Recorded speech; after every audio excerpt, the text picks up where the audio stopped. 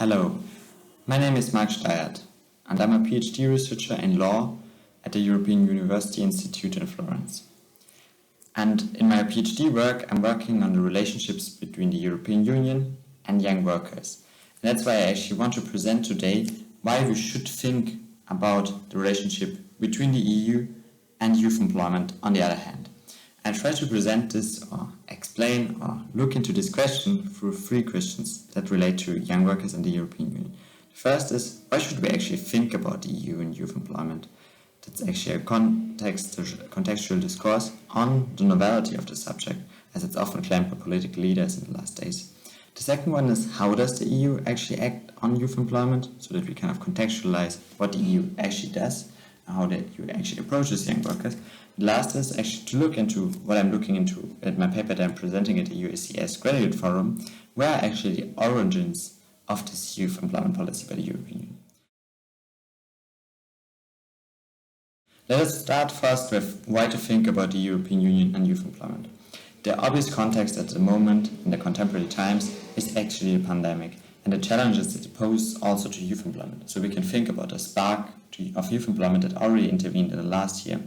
Obviously, this spark is still below the levels of 2010 when youth employment really soared its ugly head, but not yet all effects of the pandemic might be visible on young workers.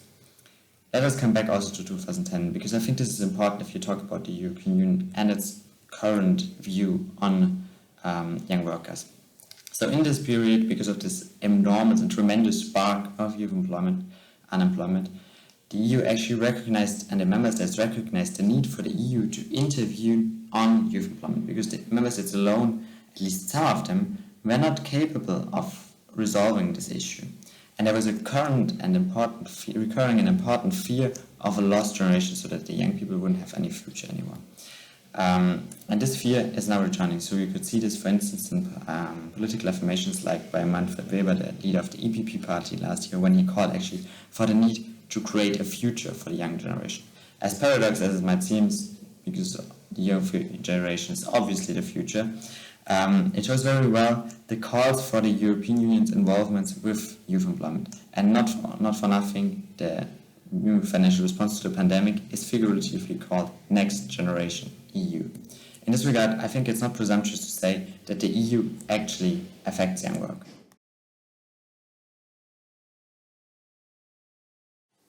After this general introduction of why it's actually important to look into youth employment and the European Union and how the European Union actually deals with young workers, I want to come to what I'm actually presenting at the UACES Graduate Forum in 2021. So my basic question for this research paper that I'm presenting is where are the origins of this European youth employment policy? Because it's always presented as a major achievement of the last decade, and by the EU, political leaders, and also the member states. And was it actually this revolution or major change in how the European Union approaches youth employment, or if the European Union approaches youth employment at all? My main answer to this question is actually that the last decade has not, at least not profoundly, altered how the EU deals with youth employment. There were some qualitative improvements that have been made of how the EU approaches youth employment and so on, but the mechanisms and the expressions are actually the same in the expression of historical continuities that actually date back much earlier than the last decade in the end. So for instance, we can already find in the initial EAC treaty a commitment to young workers in Article 50, which is much underlooked, but it's not the main focus of this presentation now. And actually what I really want to look into now is kind of one example, which is the European Youth Guarantee I was speaking about before, and how this youth guarantee is actually not a result of the last decade. So it's very interesting to see that actually in 1981, the first similar commitment of providing an alternative, so the main objective of the youth guarantee, was already there in the discourse of the Commission. In a communication of 1981, the Commission also already called for the community to set itself the objective of ensuring every young person under the age of 18 in this regard, so a bit more restricted, to provide an alternative offer of education, training or work experience in the case of unemployment. This was actually again renewed by the European Council in this regard, in this time, in 1997, where the New Start Guarantee, which was basically a similar commitment, this time by the Council, so the Member States, of providing every young person with a new start, same commitment of an alternative to unemployment within 6 months of becoming unemployed. And that's actually the contingency that then led also to the 2013 guarantee and the 2020 reform proposal. So basically, Youth Guarantee, as much as also Youth Employment Initiative, as I'm showing in this paper, is an expression of historical contingencies, and there's not so much of a revolution in there. But what has changed then actually in the last decade, if you look at the Youth Guarantee? I think what really changed is the level of detail of how member states should actually encourage youth employment. There's a new commitment also to the quality of youth employment, which was not there in the New Start and the 1981 guarantees or successors or predecessors of the guarantee. But now also the European Union is committed to the quality of youth employment, which is an important issue. There has also been further initiatives on the quality of youth employment that have been taken by the EU and its Council. And lastly, what is important as well is that the guarantee, now being a recommendation of the Council, is fundamentally actually attached to the Union's legal order. This should be actually reinforced in the Commission's proposal for a reformed youth guarantee, because now the guarantee should even have a true legal basis in Article 149 of the TFEU on employment. And that means actually we might see here actually kind of like a little competence grip of the European Union that requires now truly a competence on having such a youth guarantee, and this might actually lead to the youth guarantee also becoming a more stringent measure than it has been until so far. Yet, this is only one example underlining my thesis that the last decade has not been such a major change, but I think it's an interesting example, and it shows us once again why it's actually important to look into young people and employment and the European Union.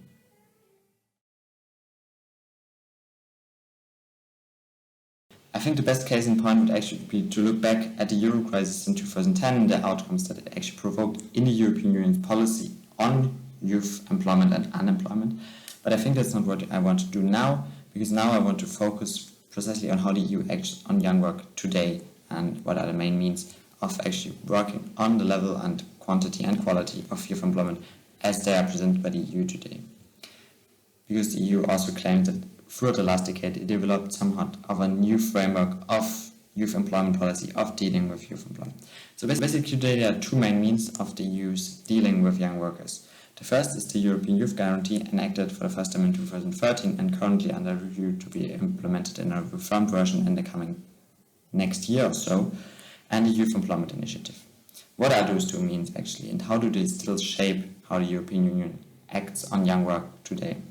So the Youth Employment Initiative is a financial facility which inserted the European Social Fund, which is the European Union's main mechanism to provide a financial response to social issues related to work that exists already since 1957. And the Youth Employment Initiative was an endowment of 8.8 billion euros that could only be spent on projects, on national projects for which the member states applied for, on national projects or pilot projects that were actually supposed to improve the quality and quantity of youth employment available. And what is important as well is this money was directly targeted to the countries with the highest and strongest levels of youth unemployment at the time. So it was a very targeted facility to benchmark money to the places where actually youth employment was an important issue. What is the European Youth Guarantee? It's somewhat linked actually to the Youth Employment Initiative, because the implementation of these projects to be financed by the Youth Employment Initiative should also respect the features of the European Youth Guarantee often enough. The European Youth Guarantee is two things in the end. On one hand, it's this kind of a set of mechanisms of how member states should actually deal with youth employment, how they should increase its quality and its quantity, and so the guarantee lists out some measures and mechanisms that are supposedly very helpful for helping youth employment, but it's also somewhat of a commitment to providing an alternative to young people to becoming unemployed at the end. So the main objective of the guarantee is actually to provide all young persons under the age of 25, this could be extended to the age of 29, with a good quality offer of employment, continued education, or apprenticeships or traineeship within 4 months of unemployment exit indication. So it somewhat commits the member states to actually look into the question of how to provide an alternative effort, how not to let this young generation become a so-called lost generation. But also, one must say that actually Youth Guarantee was a council recommendation, and in this sense it didn't have any binding effect on the member states, legally speaking. But that's also why it's so important that it was linked to the Youth Employment Initiative, because this could also help its implementation.